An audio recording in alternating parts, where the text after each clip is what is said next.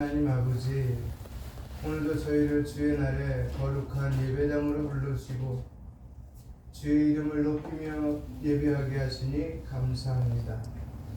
하늘과 땅의 창조주 되시는 주님, 주의 백성들을 택하시고 죄와 사망에서 건져내어 생명의 길로 이끄실 그 은혜를 이 시간 마음 다해 찬송합니다. 우리는 주님 앞에서 그리스도의 향기로 부름받은 자들입니다. 그러나 지난 한 주간 삶을 돌아보며 주의 향기를 잃어버린 채 세상의 냄새에 묻혀 살았음을 고백합니다. 저희들의 교만과 게으름, 입술의 죄와 사랑의 부족을 용서하여 주옵소서.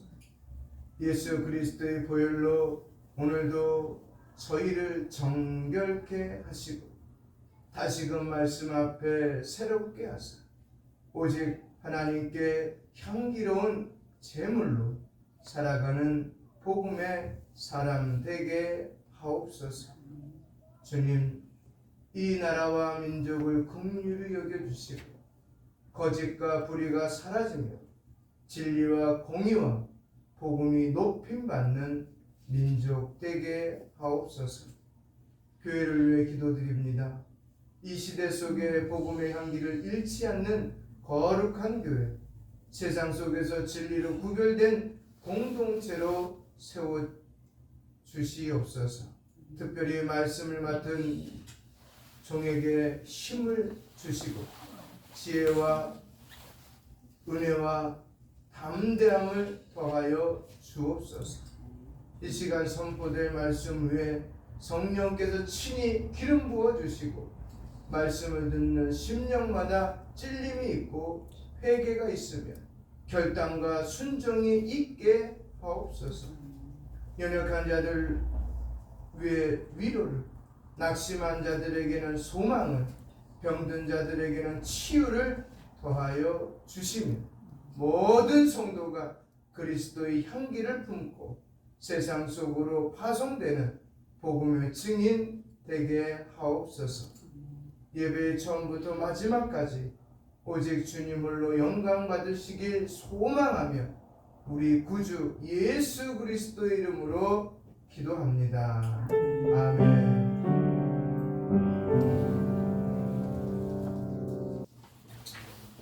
시작. 우리는 구원받은 자들에게나 망하는 자들에게나 하나님 앞에서 그리스도의 용기이니라. 아멘.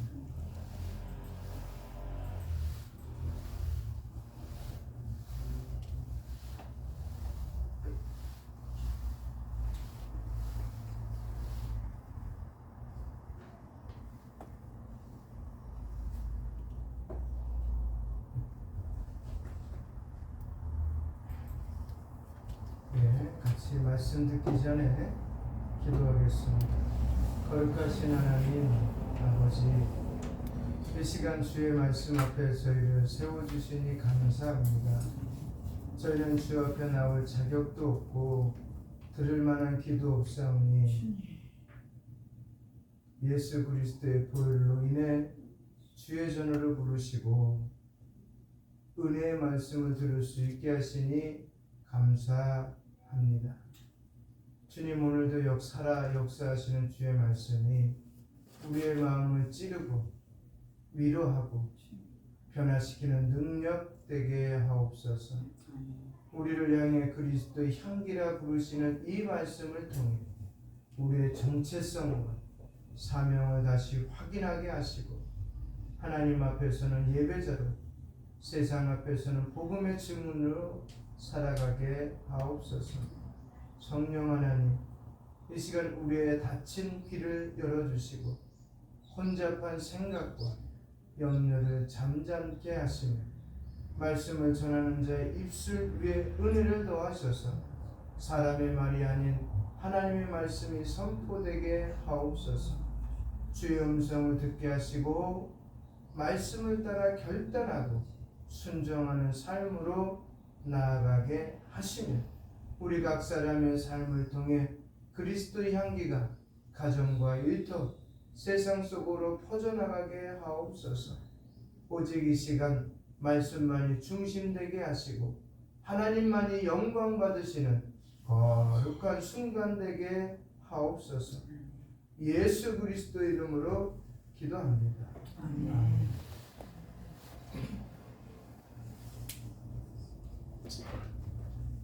사랑하는 성도 여러분, 우리 같이 인사 나눕시다. 오늘도 예배드리는 자리에 오신 여러분을 축복합니다. 축복합니다. 그렇죠. 우리나라 사람들이 가장 좋아하는 단어가 복이라고 얘기합니다. 그래서 숟가락에도 복이 있고 밥그릇에도 복이 있고 국그릇에도 복이 있고 볼펜에도 복이 있고 복자가 안 들어가는 데가 없어요. 그렇게 복을 원해요. 우리나라 민족은 이만큼 잘 살고 있는데 과거에 정말 힘들어서 복을 바랬죠. 정말 찢어지게 가난해서. 근데 그때에 비하면 지금 어때요? 너무 이 대한민국이 당군 이래로 대한민국이 태어난 이후로 지금이 가장 행복한 시간이라고 합니다. 전쟁도 없고 옛날에는 전쟁이 수없이 많아요. 그러니까 백성이 고달픈 거예요. 농사도 못 짓고, 그렇죠? 전쟁터에 군역으로 나가야 돼요. 나가면 대부분 다 죽고. 그래서 우리나라와 예를 들어 중국이라는 나라하고 전쟁을 벌이면 1대 100이래요. 그러니까 그 을지문덕 장군이 살수대첩에서 물을 통하여 사람 청나라를 완전히 쓸어버리잖아요. 그때 쓸어버리고 나서 돌아가는 사람까지 다 죽였다는 거야. 왜냐? 그들은 군인을 모이기가 더 쉽다는 거야. 인구가 많으니까. 근데 우리는 전쟁에서 죽으면 그 전쟁에 나갈 사람을 만들려면 시간이 많이 걸린다는 거죠. 왜? 인구가 적으니까. 그래서 돌아가는 사람들 발걸음 할 것 없이 풀 한 폭이 남기면 다 죽여야 된다는 거지. 이 한 사람이 100명씩. 그렇게 안 하면 다음 싸움을 대비할 수가 없대요, 우리나라. 그렇게 악착같이 해야 돼요. 그래야만 살 수 있으니까. 그런 시대들 다 거쳐왔어요. 좀 복 좀 받을만 하면 양반 시대 도래했고, 복 좀 받을만 하면 유교가 다스렸고, 그러다가 이제 우리나라에도 새로운 문화가 들어오고 문물이 들어와서 이렇게 된 거예요. 그걸 지금 잊어버리는 정치인들이 너무 많고 사람들이 너무 많다는 거지. 잃어버리지 마세요. 절대로 우리에게 도움 주신 분들은 잊으면 안 돼. 그래서 복복복 하는데 여러분 진짜 복 많이 받으세요. 어떤 복이냐? 복음의 복을 가장 많이 받으세요.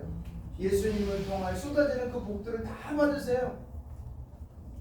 고린도후서는요, 바울 사도가 눈물과 탄식 속에서 쓴 편지입니다.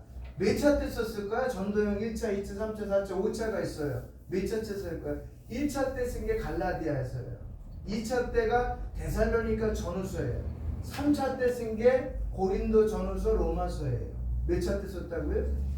그리고 4차 때 쓴 게 빌립보서, 에베소서, 그 다음에 골로새서, 빌레몬서 이렇게 네 가지 쓸 거야. 마지막 5차 때 쓴 게 디모데전후서, 디도서예요. 그 몇 차 때 썼다고요? 3차 때. 어떻게 썼다고요? 눈물과 탄식 속에서 썼어요. 고린도 교회는 바울을 의심했고 그의 사도직에 대해 도전하는 자들이 있었습니다.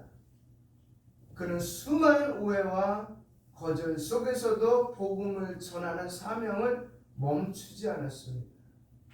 그래서 바울은요, 서신을 쓸 때마다 한번 볼까요? 고린도전서 1장이에요.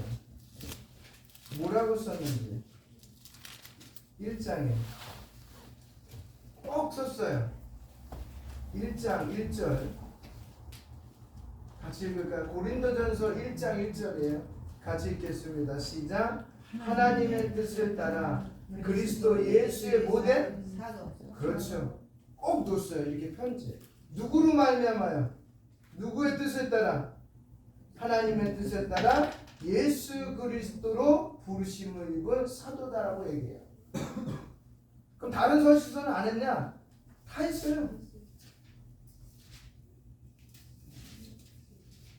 고린도 후서도 마찬가지. 오늘 1장에 보면 하나님의 뜻으로 말미암아 그리스도 예수의 사도된 바울, 그죠? 그 다음에 갈라디아서 사람들에게 난 것도 아니요 사람으로 말미암은 것도 아니요 오직 예수 그리스도와 그를 죽은 자 가운데 살리신 하나님 아버지로 말미암아 모든 사도된 바울. 그 다음에 에베소서 볼까요? 하나님의 뜻으로 말미암아 그리스도 예수의 사도된 바울은 이렇게 썼어요. 다 그렇게 써요. 그러니까 바울은 모든 서신서에 자신을 누구라고 표현하고 있어요? 정체성은 사도. 근데 사도는 어떤 특징을 갖고 있어야 돼요? 예수님의 콜링이 있어야 되고, 첫 번째는요. 두 번째는 3년 6개월 동안 같이 동고동락한 사람이어야 되고요. 세 번째는 그의 십자가 사건과 그의 부활 사건을 경험한 사람이 사도예요. 그게 어디 갈 수 있냐? 사도행전 1장과 2장에 나와 있잖아요. 왜? 가룟 유다 대신 사도를 뽑을 때 그런 조건 갖고 뽑았거든요. 그럼 바울이 그런 조건에 들어가요? 안 들어가요? 들어가요. 사도행전 9장에 어떻게 바울을 선택했는지 나와요. 다니진 않았지만 누가 직접 오셨어요? 예수님이. 그렇잖아요. 그러고 나서 어디서 말씀 공부 다시 했어요? 아라비아 강에서 3년 동안. 그리고 자기 동네 어디예요? 길리기아 다섯 지방에 들어 7년 동안. 다시 율법을 연구하고 복음을 찾아냈잖아요. 그리고 나서 그가 쓴 서신서마다 복음에 대해서 이야기하면서, 아니, 율법에 대해서 얘기하면서 복음으로 변증을 하잖아요. 그분이 누구다? 예수다.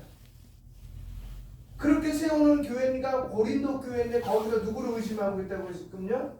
바울의 사도직을 의심하고 있는 거예요. 그러니 피눈물을 쓴 거지, 탄식 속에서. 그럼에도 불구하고 뭐예요? 사명은 멈추지 않았어요.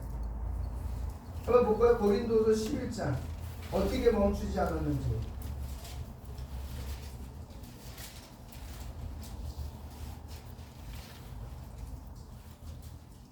어떻게 멈추지 않았는지 볼까요?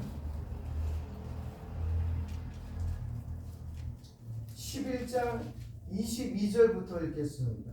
뭐 늘 읽었던 말씀이니까 다 표시해 놓으세요. 22절부터 읽겠습니다. 시작. 그들이 히브리인이냐? 나도 그러하네요. 그들이 이스라엘이냐? 나도 그러하네요. 그들이 아브라함의 후손이냐? 나도 그러하네요. 그들이 그리스도일 뿐이냐? 정신 없는 말을 하거니와 나는 더욱 그러하도다. 내가 수고를 넘치도록 하고 목에 갇히기도 더 많이 하고 매도 수없이 많고 여러 번 죽을 뻔하였으니 유대인에게서 40에 하나 감한 매를 5번 맞았으며 3번 폐장을 맞고 1번 돌에 맞고 3번 파손하고 일주야를 깊은 바다에서 지냈으며 여러 번 여행하면서 강도의 위험과 강도의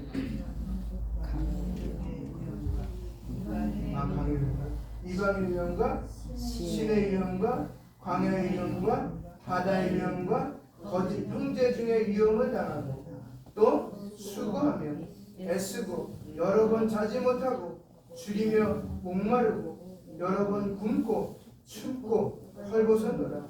이 외에 일은 고사하고 아직도 날마다 내 속에 눌리는 일이 있으니 곧 모든 교회를 위하여 염려하는 것이라. 아멘. 그가 이런 여러 가지 고통과 오해와 거절 속에도 뭐를 멈추지 않았다고요? 사명을 멈추지 않았다. 그러면서 이렇게 고백합니다. 오늘 본 말씀대로 우리는 구원받은 자들에게나 망하는 자들에게나 하나님 앞에 그리스도보다 향기는 퍼져나가요? 안 퍼져나가요? 막고 있어도 퍼져나가요. 막고 있어도. 아니 막고 있으면 그 안이 완전히 뭐가 되는 거예요? 그 향기로 가득 차는 거예요. 여러분, 이 고백은 단순히 승리의 외침이 아닙니다. 이는 고난 가운데서도 포기하지 않고 복음을 전했던 사도 바울의 정체성의 선언이에요. 자기가 누군지 얘기해 주는 거예요. 그럼 14절 한번 읽어볼까요? 우리 고린도후서 2장 14절. 2장 14절입니다.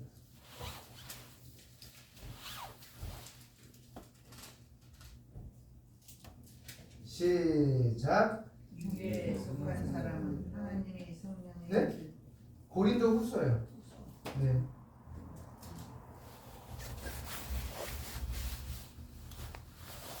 고린도후서 2장 14절. 다 찾으신 줄 알고 같이 읽겠습니다. 시작. 항상 우리를 그리스도 안에서 이기게 하시고 우리로 말미암아 각처에서 그리스도를 아는 냄새를 나타내시는 하나님께 감사합니다. 결론이 그렇게 나타나게 하시는 분은 누구시라는 거예요? 하나님. 바울이 아니라는 거예요. 그 바울 다니면서 뭐라고? 우리 사도행전 17장에서는 아덴에 들어갔을 때 스스와 호메라고 그랬잖아요. 그래서 막 소도 갖고 오고 꽃도 갖고 오고 제사용품도 갖고 와서 제물로 숭상을 하려고 했더니 뭐라고 그랬어요? 아니야. 나도 너희와 같은 뭐다? 사람이야. 이렇게 하신 이는 누구다? 하나님이시다. 여러분이 제가 많이 살지 않았어요. 이제 50 중반 조금 넘어가는데 돌이켜보니까 하신 분은 나 하나님이에요. 내가 뭐 한다고 해서 된 일이 없어. 보니까 시간이 다 돼야 때가 차야만 이루시는 걸 경험합니다. 그러니까 하나님 때, 그래서 예수님도 그러잖아요. 항상 때를 얘기하잖아요. 수가성 가나의 혼인잔치 때도 어머니가 와서 뭐라고 얘기해요? 포도주 떨어졌다. 그랬더니 예수님이 하신 말씀이 뭐예요? 여인이여 내 때가 아직 아닙니다. 뭐든지 때 얘기를 해요. 십자가를 얘기했지만 아직 때가 아니다. 장로들 얘기하면서 아직 때가 아니다. 하지만 때가 왔을 때는 그 때를 받아들이는 거예요. 아멘입니까?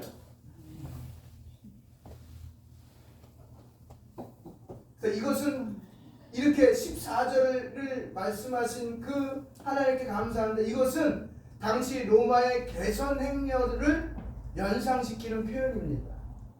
전쟁에서 승리한 장군이 향을 피우며 개선 행진을 하면 그 냄새는 백성들에게 승리와 평화의 향기였지만 패배자들에겐 죽음의 향기였어요.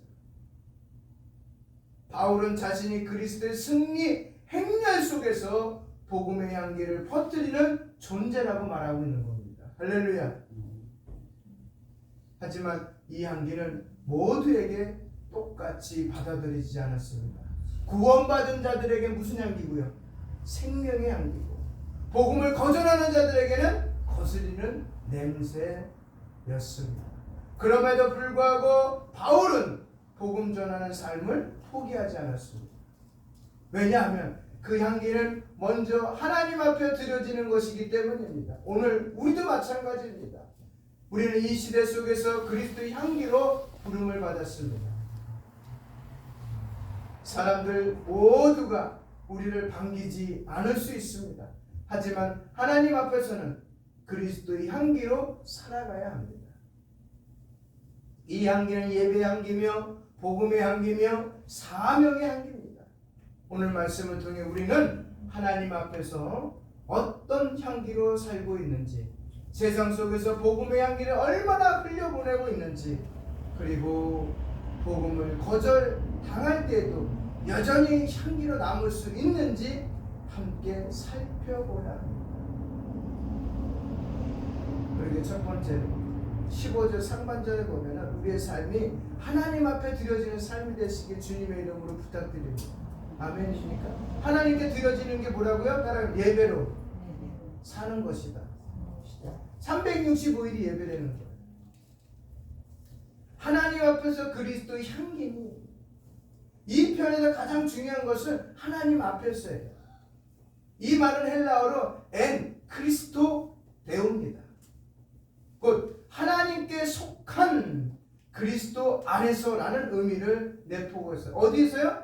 누구에게 속하냐? 첫 번째는 하나님께 뭐하고요? 속한 그리스도 안에서. 바울은 자신의 복음 사역이 사람의 평가에 좌우되는 것이 아니라 하나님께 드려지는 예배적 삶의 연장선임을 고백하고 있다는 거예요. 바울은 감옥에 갇혔고 돌에 맞았으며 배신을 당했지만 그 모든 상황 속에서도 하나님께 드려지는 향기로운 산제사로 자신을 드렸다고 로마서 12장은 고백하고 있습니다. 이것이 바로 복음 사역자의 전체성, 성도의 정체성이에요. 하나님 앞에서 향기로운 존재가 되는 것, 이것이 모든 성도의 출발점이에요. 시작점이에요. 여러분, 마리아의 향유 옥합 아시죠? 요한복음 12장에 나오잖아요. 예수님께서 십자가에 달리기 전 베다니에 누구네 집에 갔어요? 예수님이 사랑했던 나사로의 집에 갑니다. 그렇죠? 그렇죠? 근데 그 집에 갔을 때 누가 더 있었어요? 마르다와 마리아가 있었어요. 근데 마리아는 어땠어요? 값비싼 향유 옥합을 깨뜨려 누구예요? 예수님의 발에 부어요. 가룟유다는 이걸 뭐라고 얘기했어요? 예? 그렇죠. 그거 이제 팔아서 이렇게 나눠지는 걸 뭐라고 얘기하는 것도 여기지 낭비라고 했습니다. 예수님을 그럼 어떻게 표현했어요?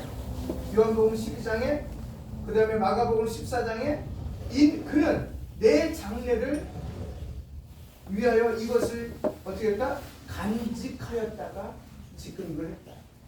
그리고 마가복음 14장에는 온 천하의 복음이 전하는 곳에 이 여자가 행한 일도 어떻게 해요? 말하여 그를 기억하라. 이 사건은 단순한 감정의 표현이 아니었습니다. 그녀는 자신의 가장 귀한 것을 깨뜨려 예수님께 드리는 예배의 향기였습니다. 여러분, 이 여자가 깬 향유의 가격은 1년치 월급이에요. 연봉이에요, 연봉. 한 톨도 안 건드리고 다 드린 거예요. 1년 연봉을. 그럴 수 있으세요? 안 되죠. 왜? 살다 보면 이것도 사야 되고 저것도 사야 되고, 그렇죠? 그렇지만 우리가 이 연인을 기억한다면 우리의 삶도 그러시기를 주님의 이름으로 부탁드리겠습니다. 그래서 이 향기는 온 집에 퍼졌고 지금도 성경 속에서 퍼지고 있어요. 우리가 가는 곳만 한번 물어보겠습니다. 여러분, 마리아처럼 사람의 눈이 아닌 하나님 앞에서 가장 귀한 것을 드리는 헌신의 향기가 우리의 삶에도 필요하다고 고백하십니까? 고백하십니까? 그래서 이제는 나는 예배 시간 외에 일상생활 속에서도 하나님 앞에 향기로운 예배자로 살겠습니다. 오늘 나의 생각과 말과 행동은 하나님께 드릴 수 있는 제물로 살겠습니다. 할렐루야. 여기서 머리로 끝나는 삶을 살면 안 돼요. 신앙으로 끝나면 안 돼요. 머리만 커지는 거예요. 그럼 나중에 말씀이 굉장히 나에게 뭐로 다가오냐면 커다란 암초로 다가오는 거예요. 말씀은 아는데 그것이 나에게 뭐예요? 장애물로 나오는 거예요. 행할 수 있는 힘이 없어져요. 알기만 알고 계서. 그래서 오카노 목사님이, 사랑교회 목사님이 마지막에 돌아가시면서 하신 말씀이 내가 제자 훈련 광인으로서 여태까지 해오고 왔지만 내가 예수님의 제자를 키워낸 것이 아니라 사람의 제자를 키웠다고 한탄하시면서 돌아가셨어요. 왜냐면 키만 커진 거예요. 머리만 커진 거예요. 여러분 머리하고 키만 커지실래요?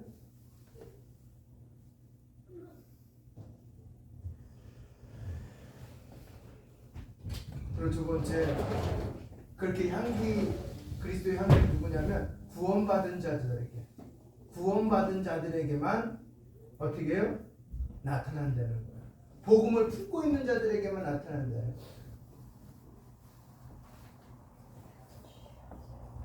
그러니까 15절 중반에 이렇게 됐어요. 구원받은 자들에게나. 여러분 십자가가 고린도전서 1장에 뭐라 그랬어요? 구원받은 자들에게 하나님 뭐라 그랬어요? 능력이고 멸망하는 자들에게, 네? 십자가는 하나님의 저주라고 얘기하는 거예요. 향기는 단지 존재만으로 사람에게 영향을 줍니다. 존재만으로. 예수님께서 마태복음 5장에 제자들에게 이렇게 말합니다. 너희는 세상에 뭐라 그랬어요? 예? 너희는 세상에 뭐라 그랬어요? 소금이다. 너희는 세상에 뭐다? 빛이다. 바울은 한 걸음 더 나가 이렇게 말합니다. 우리를 복음의 향기라고. 향기는 들리지 않아도 느껴지고 강요하지 않아도 스며듭니다. 예수님의 향기를 품은 사람은 사랑, 온유, 정직, 절제, 희생의 삶을 통해 복음을 장애연인스럽게 증거합니다. 초대교회 성도들이 그랬습니다. 박해받는 중에도 그들은 오히려 구원받은 자들에게 생명의 향기가 되었습니다. 복음은 말만이 아니라 삶을 통해 퍼지는 향기인 것입니다. 여러분 사도행전 8장에 보면 누가 나와요? 빌립과 에디오피아 네시의 얘기가 나옵니다. 성령의 인도하심을 따라 빌립은 한 광야길로 갑니다. 아무도 없었어요. 광야길에 누가 있어요? 풀 한 포기도 없는데, 사람도 안 다니는데, 근데 여호와 하나님이 글로 인도했어요. 성령을, 정확하게 표현하면 성령 하나님. 근데 거기서는 누가 가고 있었어요 지금? 예? 예루살렘 일을 마치고 에디오피아 네시 간다게가 마차를 타면서 뭐를 보면서요? 이사야서를 읽고 있었어요. 그 의미를 모르는 누구를 만난 거예요? 이 네시를 만나게 한 거예요. 빌립은 조용히 다가가서 그에게 복음을 설명하고 네시는 예수님을 믿고 세례를 받게 됩니다. 그 장면은 말의 향기 이전에 삶의 향기가 있었다는 겁니다. 할렐루야. 빌립은 눈에 띄지 않게 다가가 복음을 설명하고 그 한 사람의 삶에 예수 그리스도의 향기를 남깁니다. 성도 여러분, 하나님은 크고 위대한 무대보다 여러분 개인의 삶에 깊이 스며드는 향기를 통해서 일하십니다. 빌립처럼 말입니다. 물어보겠습니다, 여러분. 나는 나의 가족, 친구, 직장 동료들에게 복음의 향기로 다가가고 있습니까? 말이 아닌 행동으로 예수님의 인격을 보여준 적이 있습니까? 근데 반대로 망하는 자들에게도 향기는 가더라고요. 망하는 자들. 그 진리의 향기는 거절 속에서도 어떻게 해요? 꾸준히 간다는 거예요. 향기가 중간에 막히진 않잖아요. 이 뻥 터져 있으면. 그래서 15절 하반절에 이렇게 됐습니다. 망하는 자들에게나. 바울은 충격적인 진리를 말합니다. 우리는 망하는 자에게도 향기입니다. 아멘입니까? 하지만 그 향기는 구원의 향기가 아니라 정죄의 향기로 받아들여질 수 있습니다. 왜냐하면 진리는 죄를 드러내기 때문에. 전 시간에 말씀드렸잖아요. 그렇죠? 죄를 드러내는 거예요. 진리가. 그렇지만 그걸 끊는다고 그랬어요? 아니라 그랬어요. 복음 뭐예요? 그걸 감싸는다. 해결한다고. 16절에 우리 16절 읽어볼까요? 16절 시작. 이 사람에게는 사망으로부터 사망에 이르는 냄새요 저 사람에게는 생명으로부터 생명에 이르는 냄새라. 누가 이 일을 감당하리요. 아멘. 이 사람은 사망으로부터 사망에 이르는 냄새요 저 사람에게는 생명으로부터 생명에 이르는 냄새라. 예수님도 바리새인들에게 거절당하셨어요. 그죠? 장로들에게 거절당하셨어요. 스데반도 복음을 전하다 돌에 맞아 죽었습니다. 지금도 이스라엘 가면 스데반 순교교회가 있습니다. 스데반 순교교회는 기드론 골짜기 쪽에 있어요. 망국교회 바로 앞에 있어요. 거기 가면은 쓰러졌던 장소에다가 교회를 세운 거예요. 스데반이 쓰러져 돌 맞은 그 장소에다가 교회를 세운 거예요. 하지만 그들은 자신의 생명을 저버리지 않았, 사명을 저버리지 않았습니다. 왜일까요? 그들의 향기는 사람이 아니라 하나님 앞에서 드리는 향기였기 때문입니다. 오늘날 우리는 세상에서 환영받지 못할 수 있습니다. 점점 더 그럴 거예요. 우리나라도 이제. 그렇지만 우리는 이겨야 돼요. 왜? 우리가 바르게 살아야죠. 향기로 살아야죠. 왜일까요? 그들의 향기는 사람이 아니에요. 우리의 향기는 하나님 앞에서 드려진 향기이기 때문에 그러기 환영받지 못할 수 있습니다. 하지만 세상과 타협하지 않고 진리를 붙든 자의 향기는 영원히 하나님 앞에 남습니다. 여러분, 나는 복음 때문에 오해받거나 거절당한 적 있어요? 전 많아요. 복음 증거다. 그리고 양육팀 데리고 전도 현장에 나가면 굉장히 많습니다. 그 상황에서 그리스도의 향기를 잃지는 않았습니까? 나 자신에게 한번 질문해 보세요. 결론 짓겠습니다. 사랑하는 성도 여러분, 우리 이 세상에서 보이지 않는 복음의 향기로 부르심을 받았습니다. 하나님 앞에서는 예배자로, 구원받은 자들에게 생명의 도구로, 망하는 자들에게 진리의 증인으로 살아가야 합니다. 향기는 숨길 수 없습니다. 스며들며 퍼집니다. 그리스도의 향기를 품은 사람들, 그 존재 자체로 복음을 전합니다.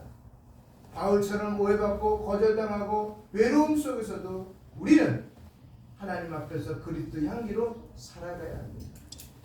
여러분, 이번 한 주간도 제가 두 가지를 드리겠습니다.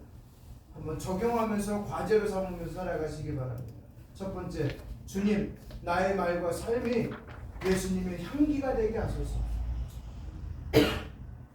두 번째, 환영받든 거절당하든 향기를 잃지 않는 복음의 사람으로 살게 하소서. 가능하시겠습니까?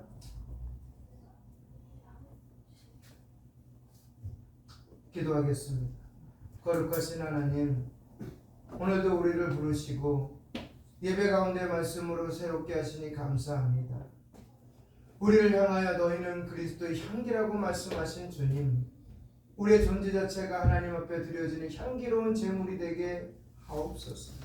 사람들 앞에서 인정받기 위한 삶이 아니라 하나님 앞에서 예배로 사는 삶을 살아가게 하시고, 구원받은 자들에게는 생명의 향기, 아직 복음을 거절하는 자들에게는 진리의 향기로 살아가게 하옵소서. 우리의 말이, 우리의 행동이, 우리의 표정이 하나하나가 예수 그리스도의 향기를 드러내게 하시고 세상이 감당치 못할 복음의 사람으로 살아가게 하옵소서. 주님, 마리아처럼 가장 귀한 것을 드리게 하시고, 빌리처럼 순종하며 가까이 다가가게 하시고, 스데반처럼 거절당해도 사랑의 향기를 잃지 않는 참된 제자가 되게 하옵소서. 우리 안에 계신 예수님을 통해 하나님께 기쁨의 향기가 되게 하시고, 이 교회와 공동체가 세상을 향해 그리스도의 복된 향기를 흘려보내는 통로가 되게 하옵소서. 예수 그리스도 이름으로 기도합니다. 아멘. 찬송가 450 기도하시겠습니다. 거룩하시고 은혜로우신 하나님 아버지, 주님의 크고 위대하신 사랑으로 오늘도 저희 음파의 가족들을 예배의 자리로 불러주시고 인도하시고 감사드립니다. 저희가 드리는 이 연보가 주님의 것입니다 라고 고백드려지게 해주시니 감사합니다. 모든 만물의 창조주여 주권자 되신 하나님께서 저희의 삶의 공급자이심을 다시 한번 인정하며 저희의 믿음과 감사의 표현으로 이 연보를 드립니다. 하나님 아버지, 저희가 드리는 이 연보가 주님의 영광과 나라를 위한 거룩한 도구가 되게 하옵소서. 이 연보를 통해 복음이 땅끝까지 전파되며 구원의 역사가 나타나게 하시고 가난한 자와 소외된 자들이 위로받고 돌봄받게 하옵소서. 주님, 이 연보를 드리는 저희의 마음을 주께서 기뻐 받아주시고 저희가 이 땅의 물질에 의존하지 않으며 오직 하나님만 신뢰하고 의지하는 참된 신앙인의 길을 걷게 하옵소서. 연구하는 손길마다 주님의 넘치는 은혜와 복이 채워주시며 영육간에 강건하게 하사 이 땅에서 주님의 충성된 청지기의 역할을 잘 감당하게 하옵소서. 주님, 다시 오시는 날까지 저희가 복음 중심으로 살아가게 하시고 저희 삶 자체가 전체가 주님께 드려지는 거룩한 산제사가 되도록 인도하여 주옵소서. 살아계시고 역사하시는 주 예수 그리스도 이름으로 기도합니다. 아멘.